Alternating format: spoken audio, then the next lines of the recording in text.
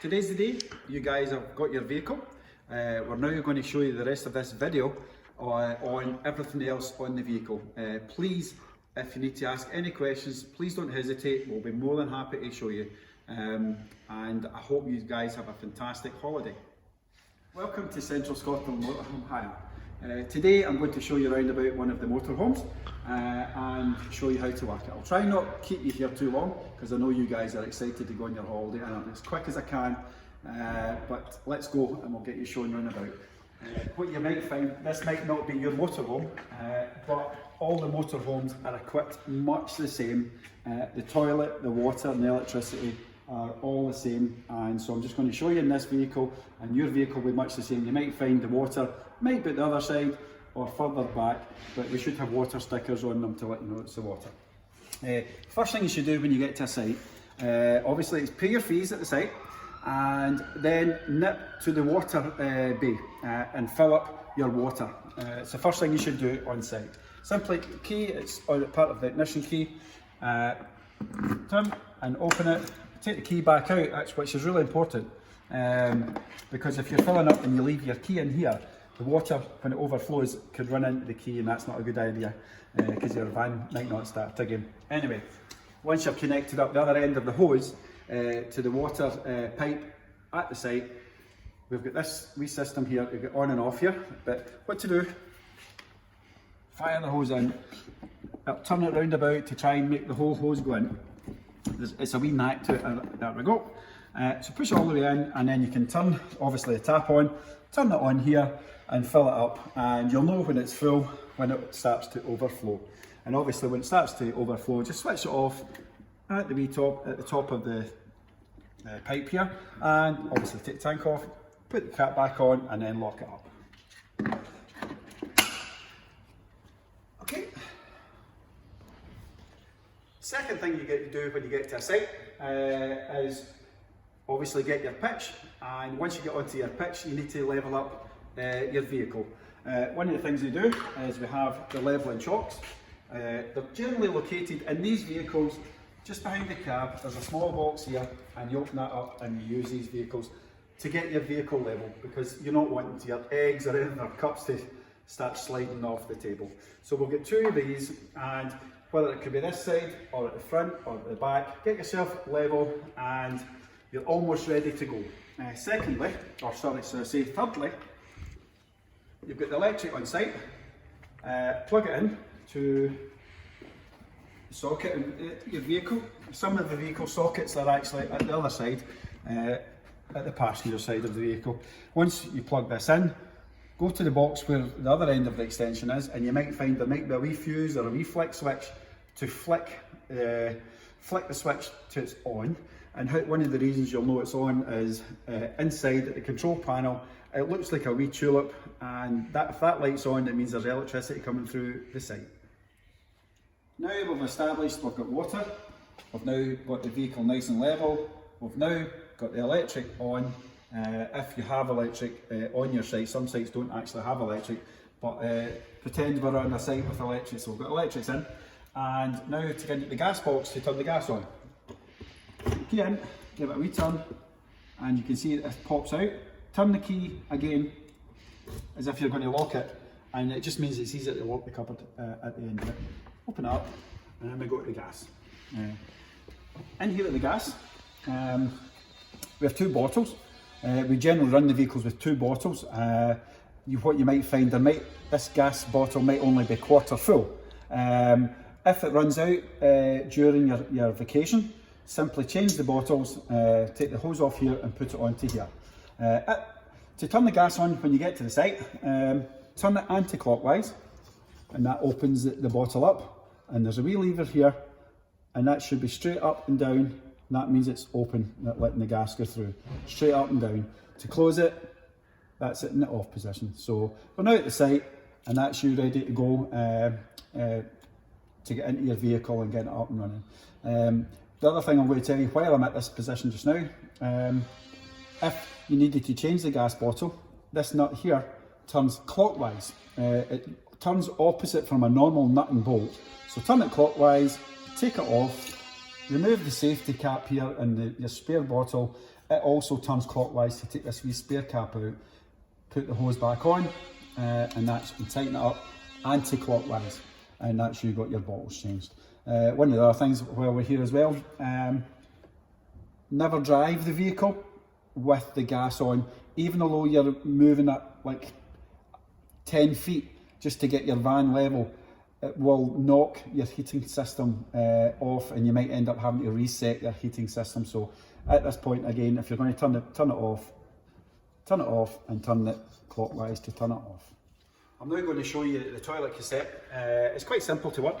Put your key in, push in, and push the top button, and it opens up here. Inside here you've got a cassette. It's a Thetford cassette, and inside here we also put pouches with it's like dishwasher tablets. You drop one of these into the bag, but I'll show you in a minute. Anyway, to take it out, the wee lever under here, the wee blue lever, as I say, all the vehicles are the same. Lift it up, and if this is stuck and it's not coming out, don't try and pull it out hard, because what it means is the toilet is in the open position inside the vehicle, so you would need to close the wee flush, and then this should come out very easy, just like that. As I say, if it doesn't, you need to go inside and close it.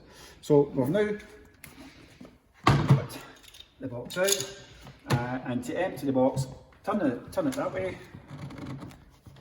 Oh, it's a new one. Open it up, and on site you usually find there is places for disposal in all the boxes.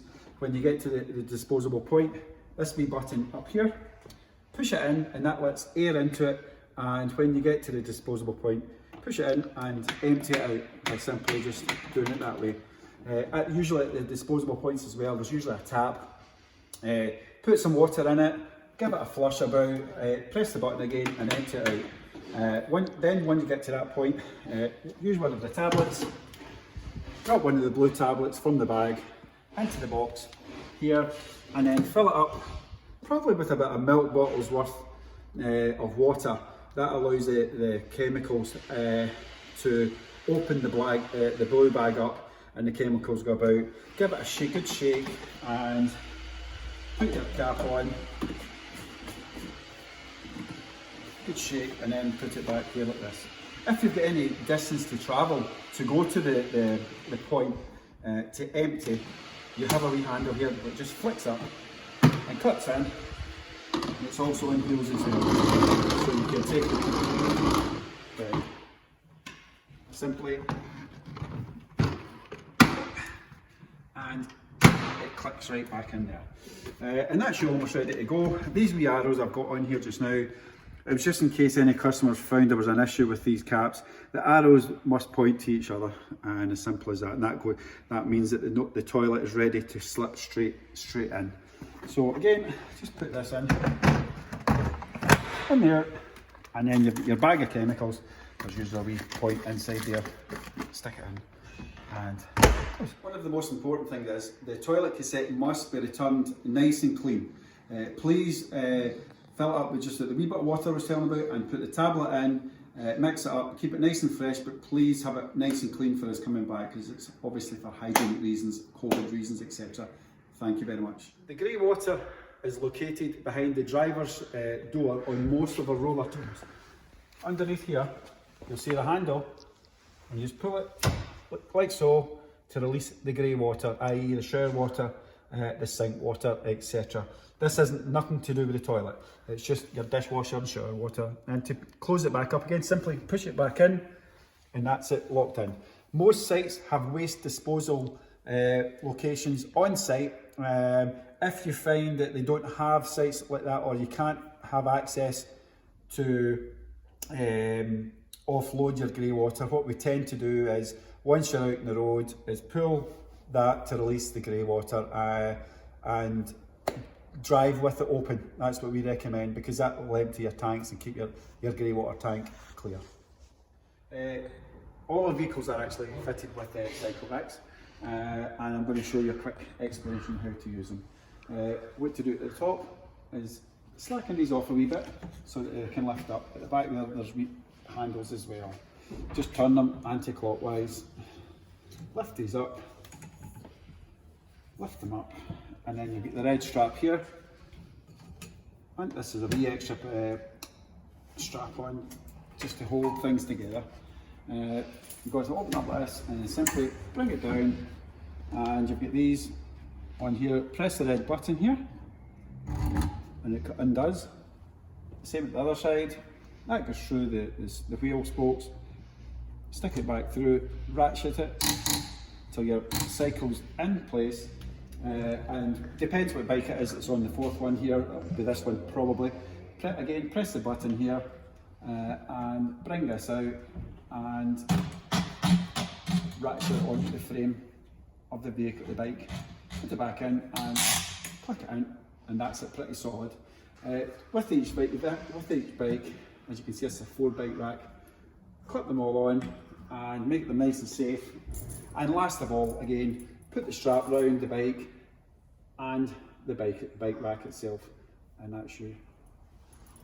To put it all back together again, obviously take the bikes off, back up, and it simply clips in here, clips in, bring these down, tighten them back up, and that holds the cycle rack from moving, etc.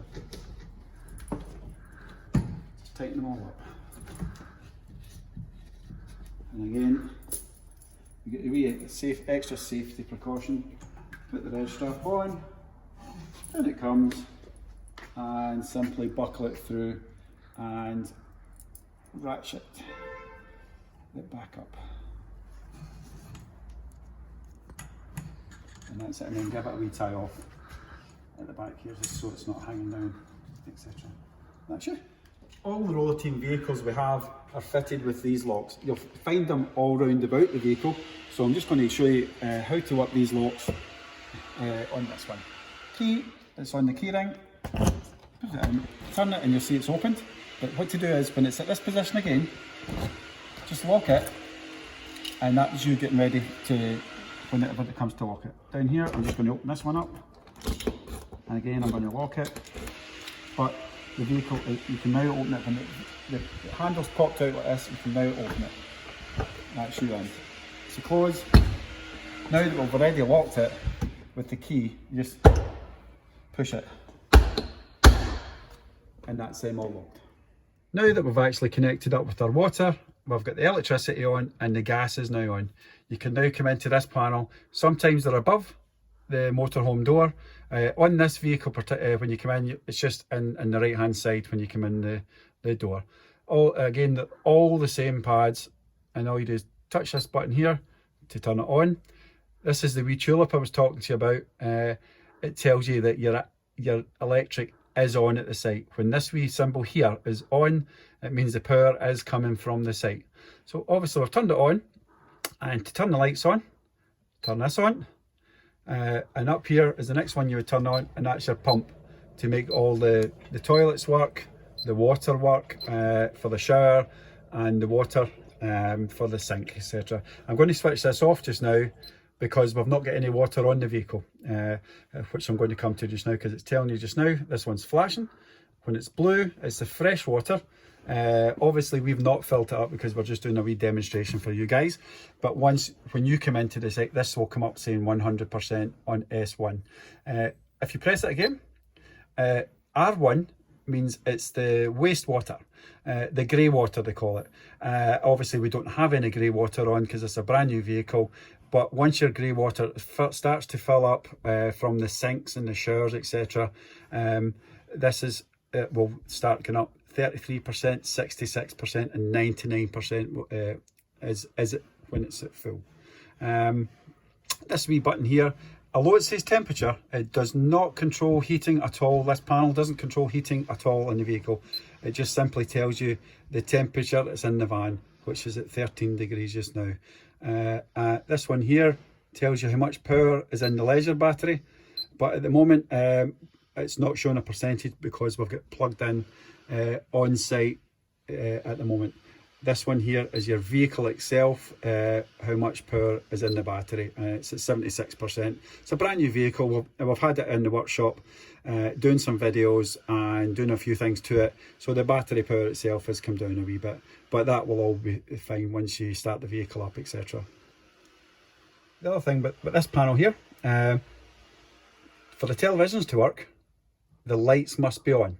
You can actually turn the lights off individually in the vehicle during the day, but for the televisions to work, the light switch must be on. This light here is for the outside light just above your door. Most vehicles have them, but there is some of the roller team vehicles that doesn't actually have a light. You might have a wee switch saying that the light's on, but there isn't actually a light outside.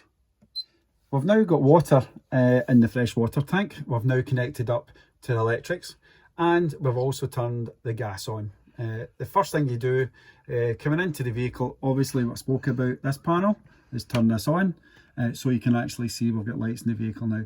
The next thing you need to do is the heating control system. This heats up the hot water and your central heating in the vehicle. To turn on, push this button, simply turns on, let go, push it again, and with these 4 symbols. The symbols down the bottom, I wouldn't bother too much with these. It's these ones up the top we need. The first thing you do when you come into the vehicle, you see them all flash, the motorhome flashing. Turn the knob till you get to the gas and electricity. Click it. This is you now, and it's telling us just now that we are on electric 2. But if you're actually off-site while camping and we've not got electricity, you need to be on gas, so you would simply click gas because that's your only source. But if you're on site and you have electric, simply go back in, change it to EL2, and that means you're running off the electric from the site, which we recommend running electric if you've got electric on the site. Again, if you're while camping, simply go into this, and it must be on gas before you do anything else. But I'm going to put this one on to electric as we've got hooked up just now. I'm going to change it to EL2 because we've got the connection on site. So we're on EL2. Now turn the knob till we go back to the motorhome.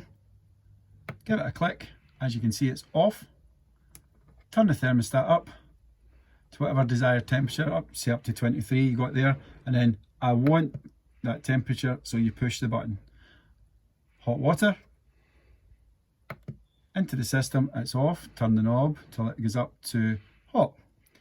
Press the button to say I want it hot, and that's you got your vehicle up and running. In the system again, we want to turn the fan speed up. Over to the right here, to this symbol here, it's a fan. Hit the fan, it's on eco. Let's get it to high. I want high, so I've pressed the button to say I want high, and I've got it. So now that the heating system is starting to fire up. Going to show you a couple of other wee things. Let's take it back to the hot water. Let's go into the system. As you can see, we've got it in hot. But if someone's going to take a shower, what you want to do is turn it on to boost and hit boost. But what you will find is when you're on boost for the hot water, your heating won't work. So if you've got any problems with your heating, it's not coming on, etc., just make sure that you're not on the boost with the hot water. So again, only when you're having showers, etc. So you can take it off boost after someone's had a shower, just bring it back down to hot and simply I want hot and push that, and that's you back to there. One of the biggest and most important thing about these systems, the vehicle can't be moved while this system's on. It's like a boiler, like you've got in the house. If there's something it's not happy with, it can feel the vehicle moving. If you try and move it anytime at all, and it will shut down, and it'll come up with a warning triangle saying not shut down properly, and it'll go into emergency mode, and you'll have to do a system reset. But if you're obviously going to move the vehicle after you've packed up and ready to leave the site, these must be turned down. So we'll go into the motorhome, must be turned down from 23 or whatever temperature you are at, and turn it right down, and it's to off, but you want off by pushing it, and that's you got it off. Back to the thermostat again, in here, boom, and down to off, and push it because you want off. And that's you get the system off. That means that the system is off, and to turn the whole system off, you just hold the button here, and the whole system should power down like that, like so. Recommended temperature for your vehicle, I would recommend at night time 19 degrees, because sometimes it gets really warm. The vehicles are very well insulated. Rather than getting up and down and moving the thermostat, etc., or turning the heating on and off, set it at 19 and that's a nice warm temperature. Most of the motorhomes are actually fitted with the Vision Plus televisions. The other televisions that's in the motorhomes, they're all much the same. They work much the same way. And today I'm just going to show you how to get the televisions working, because some of the kids might want to watch TV, yourself or the good lady. But anyway, let's show you how to do it. Simply remote control, pick it up and press the power button to turn it on. All the vehicles are fitted with automatic aerials, so you don't have to try and aim the aerial to a certain direction to try and get a good signal. As you can see, we don't have a signal just now because we've not tuned it in. So we're on site, we're trying to get a television signal. What I want to do is press menu on the remote control, and you'll see auto tuning at the top. Using the down arrow, bring it down to auto tuning and press OK. You'll see up here it says DTV. That's important, it says DTV. You can change the types to ATV, DTV, or both. My recommendation is just pressing the right hand arrow just till it comes on to DTV, and then bring it down the arrow to the country of your language and press OK. At this point the television starts to go through and searching for channels. It starts off at channel 21. It'll take about 5 minutes, maybe 10 minutes to go right through the whole programming, and I'll come back to you in a wee minute once it's tuned in. Another thing with the television, if you actually are struggling working the television and it's not trying to tune in properly, you might find you don't actually have a signal in the area where you are.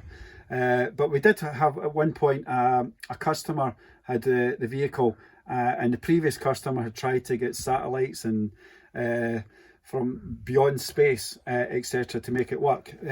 So if you think that there's an issue, it can't find satellites, or it's trying to get on a different satellite than it actually should, simply go into the menu, and you can see all the up the very top, all these settings. So you're going to press the right hand arrow, picture it goes through the mute and then over at the clock, and then you'll see the square button. What you want to do is do a reset. Bring it down and do a reset to the television, and are you sure, and press yes again, and that's the television resetting back to factory setup, which will take you right back to the very beginning. And obviously just go through English, automatic standby, you're okay with that. TV connection type is DVTV, so you're okay with that. Please ensure the aerial's plugged, which it is, and press OK, and it'll automatically go back to the channels and start to retune your channels. And hopefully, if it was that the previous customers maybe would try to get other satellites from elsewhere, that will start you getting the channels again. But what you might find is you just are in an area, especially the north of Scotland, it's a 50-50 chance whether you get a television channel or not. Every motorhome is actually fitted with a Thetford toilet system. The system's quite good. It actually can turn, depends on the motorhome. If you're needing a wee bit more room, you can turn it round, etc. This is in the closed position just now, and to open and flush, that's the plug. What you do is do that for about 2 or 3 seconds and then put it back into the closed position. Most of the what I would usually tell everyone is fill the bottom up with about that much water, and to get water into the toilet, this is your button here. Hold that for about 2 or 3 seconds, water will start coming in, and stop it, as I say, when it gets to about there. So that's you got your toilet ready. It just stops any smells, not that there is going to smells come through, there shouldn't be anyway, and that's you got your toilet like your house. So to use the toilet, simply do your needs, and once you do your needs, please close the lid after you, because one of the things I was finding when you're leaning down to flush the toilet, sometimes you can get splashback, and the last thing you want is getting splashback. So keep the lid closed, open it up, and that's it flushed away. Give it a wee flush there for 2 or 3 seconds, close the box, open it up and press the wee button again here and fill it up with about that much water just at the bottom. When the system is full, at the back here, it's like a wee green light at the moment, and it generally turns a pinky reddy colour when the box is actually getting full. My recommendation is keep an eye on the box. Watch it doesn't get too full, because when you come to empty it, it could slush about everywhere, and the last thing you want to do is get in a bit of a mess with the toilet. The toilet as well, last thing I will say is, if you're on site, try and use the toilets on site. One of the reasons I say why is you will end up running back and forward, emptying your toilet, your chemicals, etc. You could be doing that maybe 2 or 3 times a day if everyone's using the toilet in the motorhome. My recommendation is use it in the morning when you get up and at night before you go to bed. In other words, use the toilets facilities and use this as a secondary. But by all means, it works perfectly fine. You can use it all day long, but it just means you're actually having to run and empty it most of the time. Now we're on to the ovens.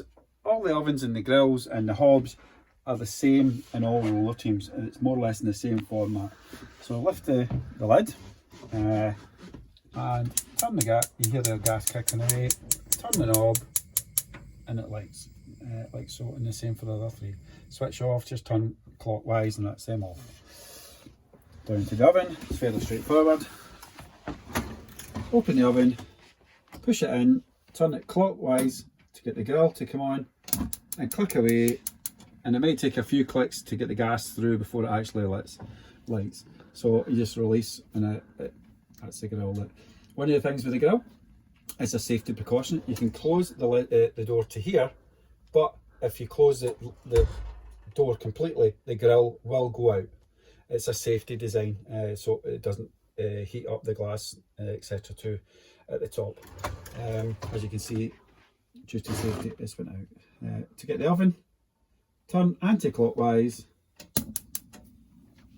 ignite and release, and that's it. And of course, obviously with the oven, you can close the door with the oven. It's just not the grill. One of the things we ask is when you return the vehicle, you might have a 11 o'clock return time. What we ask for is the vehicle, the keys handed over at 11 o'clock, i.e. you've vacated the vehicle, you've filled it up with fuel, and we hand the keys over at 11 o'clock. It's one of these bummers, I hate asking, but we've got customers who's going on holidays well behind you, and we've got a wee tight schedule to try and get everyone in and out, and we'll try and accommodate, as you probably know yourself, we've tried to accommodate everyone with time schedules, and if we can keep to them time schedules, that would be fantastic. One of the big things we have to help everyone operate their motorhome is an Amazon Fire pad.